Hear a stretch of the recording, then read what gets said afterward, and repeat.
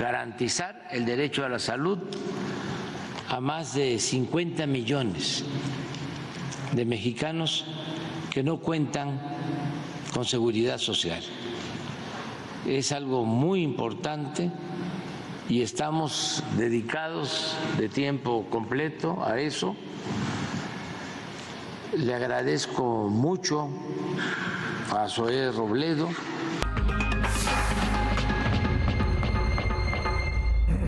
Bueno, uno que más quisiera que así fuera, pero vamos a ver hasta dónde llega la factibilidad de todo esto. Con la reforma propuesta por Morena, avalada en el Senado de la República con la ayuda de sus aliados y que el martes mañana se discutirá, rectifico, en el Pleno de la Cámara de Diputados, la Federación busca apoderarse de más de 135,000 millones de pesos del Fondo de Aportaciones para los Servicios de Salud.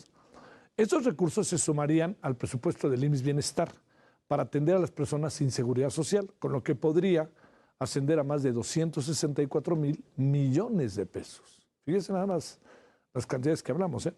Con esto el IMSS Bienestar tendría más recursos que el extinto Instituto de Salud para el Bienestar, que contó con presupuesto aprobado para 2023 de 107,000 millones de pesos y que el Seguro Popular en su último año de operación 189,000 millones de pesos. Fíjese, hoy nos decía una persona con la que conversamos en la tarde, dice, con ese dinero se pueden hacer 900 hospitales y cada hospital con 40 camas, ¿no?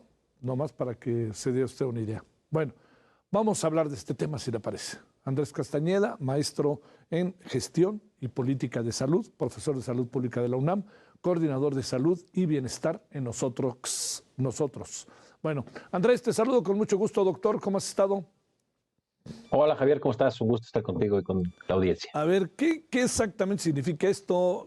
Digamos, visto así, parece una idea muy arrebatada, tiene su lado positivo. ¿Cómo deberíamos de ver las cosas?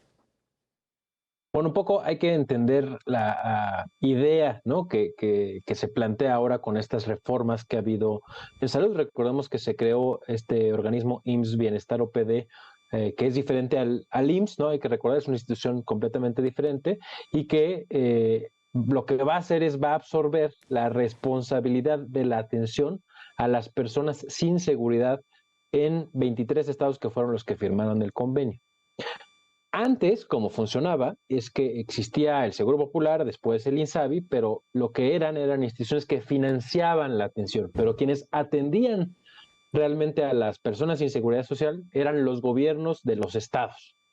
Entonces la responsabilidad antes estaba en los gobiernos de los estados y ahora pasa a ser parte de la federación en estos 23 estados, ¿no? Sí. Que ahora esto se vuelve un problema, ¿no? Porque tenemos 9 estados que no y 23 estados que sí, pero digamos estas reformas sobre todo aplican para los 23 estados que sí firmaron el convenio y entonces ceden los inmuebles, ¿no? Que eso está en proceso, ¿no? Ceden al personal, ¿no? Los profesionales de salud que antes, digamos, su patrón era los servicios estatales de salud, ahora su patrón va a ser el IMSS Bienestar OPD, ¿no? Insisto, es una institución diferente al IMSS. Y entonces, pues este dinero que antes transfería el INSABI, ¿no? A los estados para que pagaran salarios, mantuvieran los hospitales, etcétera, pues ahora se lo pasan al IMSS Bienestar OPD, quien va ahora a administrar estos hospitales, quien va ahora a ser el patrón de estos profesionales de salud. Ahora, hay por ahí un problema, ¿no? O algo que nos falta, que es el dinero que ya tenían los estados, ¿no? A través del ramo 33 o este FASA, con el que también atendía, ¿no? Entonces, digamos, el gobierno juntaba el dinero que le daba el IMSS Bienestar, más el que tenía del FASA, y con eso daba la atención, ¿no? Y por ahí también un cachito del anexo 4, sobre todo compraban vacunas y demás. Bueno, ahora este dinero, pues ya en principio, ¿no? O la lógica inicial es que pues ya no tienen la responsabilidad de atender, ¿no? No van a comprar medicinas, no van a pagar doctores, doctoras, enfermeros o enfermeras, no van a pagar mantenimiento de hospitales, sino esto lo va a hacer la federación. Entonces, este dinero va a formar parte de la bolsa, digamos, que va a administrar el IMSS Bienestar OPD para dar esta atención a las personas sin seguridad social en estos 23 estados. Básicamente esta es la reforma que hay, ¿no? Esa es la lógica detrás de la reforma. Ahora, ¿tiene cosas buenas y cosas malas? Sí, sin duda, ¿no? A ver, cosas buenas es que, bueno, si ahora va a hacerse responsable de la atención para la salud este organismo, el IMSS Bienestar OPD, pues necesita el dinero que antes usaba otro para atender, pues este organismo ahora para atender, ¿no? Lo malo, digamos, ¿no?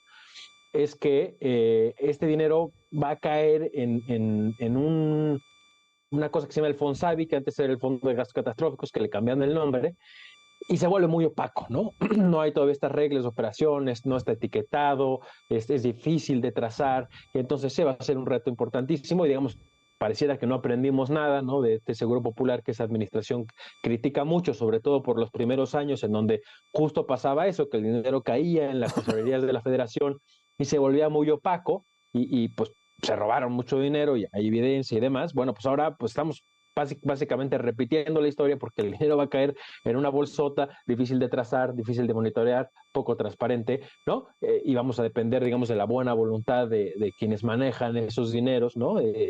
Sin tener mucho control. Esa es, digamos, una parte mala. Otra parte mala, y es algo que no termina de estar completamente claro, porque con esta reforma, antes recordemos que si bien la Secretaría de Salud Federal siempre tuvo la rectoría de la salud, ¿no? O eso es lo que dice en el papel, siempre ha sido un reto bien importante pues, para el sector salud que la Secretaría de Salud tenga la rectoría. Porque pues existe el IMSS, aparte, el ISSSTE, otras instituciones y además los estados eran los responsables. Entonces, digamos, quien lideraba, pues no tenía mucho presupuesto ni muchos mecanismos para tener esta rectoría. Ahora lo que va a pasar es que se vuelve un poco más difícil, pero también se separan las funciones, ¿no? Antes las secretarías de salud estatales tenían por un lado la responsabilidad de la atención individual, es decir, la atención, las cirugías, la rehabilitación, los cuidados paliativos y también los cuidados colectivos, que es la promoción de la salud, el control de vectores, la vacunación, etcétera. Y ahora se separan estas funciones, se crea este Servicio Nacional de Salud Pública del que ya hemos platicado, y este Servicio Nacional de Salud Pública, todo parece indicar que la responsabilidad va a seguir, digamos, estando en los gobiernos estatales a través de lo que eran antes las jurisdicciones sanitarias y ahora los distritos de salud, que se van a hacer responsables ahora de estas atenciones, digamos, colectivas. Lo que no es claro es que con qué presupuesto van a operar, ¿no? Estos estados y cómo van a cubrir esas funciones. Eso todavía no es de todo claro. Pareciera que hay que ajustar mucho los convenios, exactamente qué porcentaje de lo que se destinaba a la atención es lo que se va a transferir al IMSS Bienestar OPD y qué porcentaje se van a quedar ellos para atender y cómo se van a distribuir estos dineros. Eso habrá que estar muy pendientes porque aún no es completamente claro, falta definir bien reglas de operación. Y otro punto más, Javier, es qué va a pasar exactamente con los estados que no se adhieren al IMSS Bienestar OPD, porque recordemos que con el Seguro Popular había una regla muy clara, el número de personas que tuvieras afiliadas era equivalente al presupuesto al que tenías acceso, ¿no? Hace mucho sentido, si yo atiendo a muchas personas, tengo mucho presupuesto, si tengo pocas personas, pues tengo menos presupuesto. Esto no corresponde ni al tamaño del Estado, ni a la productividad del Estado, ni a nada de esto, porque recordemos que, por ejemplo, estados como Nuevo León tienen una atención a personas sin seguridad social muy chiquita, porque la gran mayoría de las personas tienen acceso a la seguridad social, tienen IMSS, tienen ISSSTE, entonces los servicios estatales de salud atienden a pocas personas, mientras que otros estados como Yucatán, por ejemplo, tienen muchas personas sin seguridad social.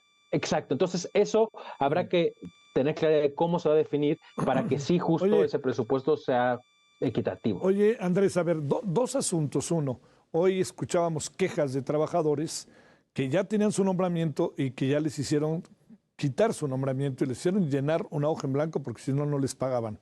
Pregunto, ¿podrá tener que ver con esto? Hablamos de la Ciudad de México y de otro estado ahorita, perdón que no lo recuerde. Y segundo, ¿qué va a pasar en general con los trabajadores que andan bailando? Ya no sabe si tienen antigüedad o no, que eso es fundamental, olvídate de las jubilaciones, etcétera. O sea, están haciendo lo que quieren. Y segundo, ¿qué va a pasar con los estados que no son de Morena y que traen otra política y que no se suman a entregar el dinero como lo están haciendo los gobiernos de Morena? A ver, justo el primer punto.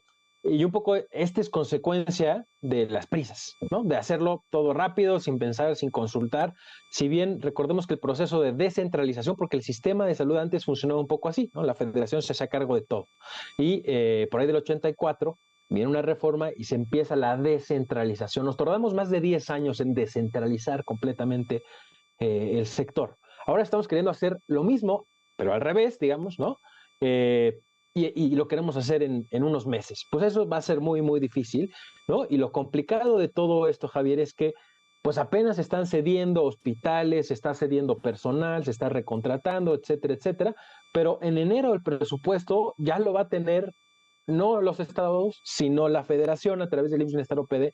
Todo esto se tiene que ejecutar por rápido, porque, digamos, si sigue un empleado contratado en los servicios estatales de salud, pues los servicios estatales de salud ya no van a tener presupuesto. Ahora el presupuesto va a estar en el IMSS Bienestar OPD. Todos estos procesos de recontratación se han dado pues un poco a las prisas y hay que pensarlo bien, digamos, no son enchiladas, hay que Sí, saber claro. cuáles son las necesidades, cuánto se va a necesitar, por qué tabuladores, ¿no? Si van a ser los mismos tabuladores para todos los estados y las prestaciones tendrían que ser equivalentes, pero como antes eran empleadores distintos, pues había prestaciones y salarios muy distintos en todos los estados.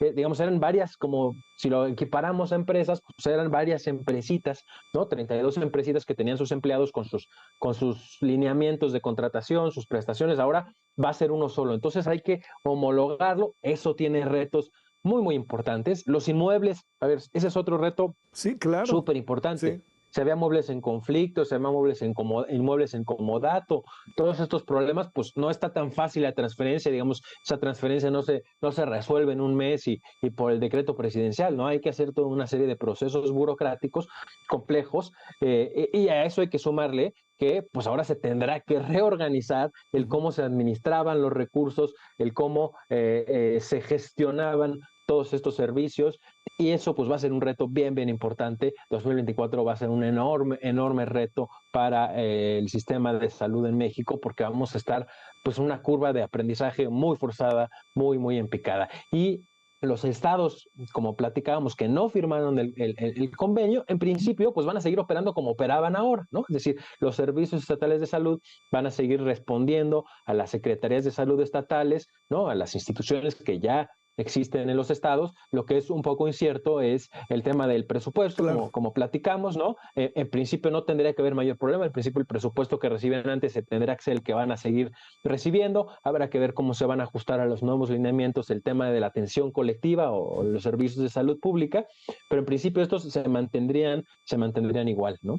Oye, déjame cerrar en breve si se puede. Uno, lo de la farmacia grandota, este mercado enorme de farmacia, se ve cada vez más remoto y el presidente ha prometido que en marzo tendríamos un sistema mejor. O sea, él lo dijo, por eso es que lo repito, ¿no? Estaríamos mejor que en Dinamarca. Yo no sé por qué se ha puesto a Dinamarca como un deber ser en la vida, ¿no?